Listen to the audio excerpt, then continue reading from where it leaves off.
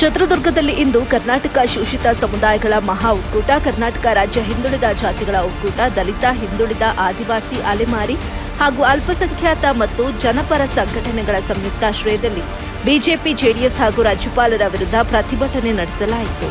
ಕೇಂದ್ರ ಸರ್ಕಾರ ನಮ್ಮ ರಾಜ್ಯದ ಸಿಎಂ ಸಿದ್ದರಾಮಯ್ಯ ವಿರುದ್ಧ ದ್ವೇಷದ ರಾಜಕಾರಣ ಮಾಡ್ತಾ ಇದೆ ಎಂದು ನಗರದ ಡಾಕ್ಟರ್ ಬಿಆರ್ ಅಂಬೇಡ್ಕರ್ ವೃತ್ತದಲ್ಲಿ ಕಪ್ಪು ಪಟ್ಟಿ ಧರಿಸಿ ಧರಣಿ ನಡೆಸಿದ್ರು. ಈ ವೇಳೆ ಕಾಂಗ್ರೆಸ್ ಜಿಲ್ಲಾ ನಾಯಕರಾದ R K Sardar, C T Krishnamurthy, Muddasir Nawaz, B T Jagadish, Shivanna, Mailarappa, Rehman Sab, Shafiulla, Ashok Naidu, Mehboob Khan, Yusuf Khan ಹಾಜರಿದ್ದರು.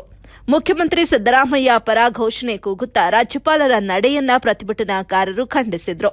ವರದಿ ವಸೀಕ್ ಅಹಮದ್, ಎಬಿ ನ್ಯೂಸ್ ಕನ್ನಡ, ಚಿತ್ರದುರ್ಗ. ಕೇಂದ್ರ ಸರ್ಕಾರಕ್ಕೆ,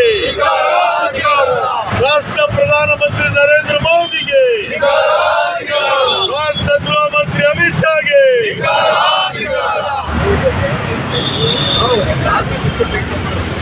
ಯಾರು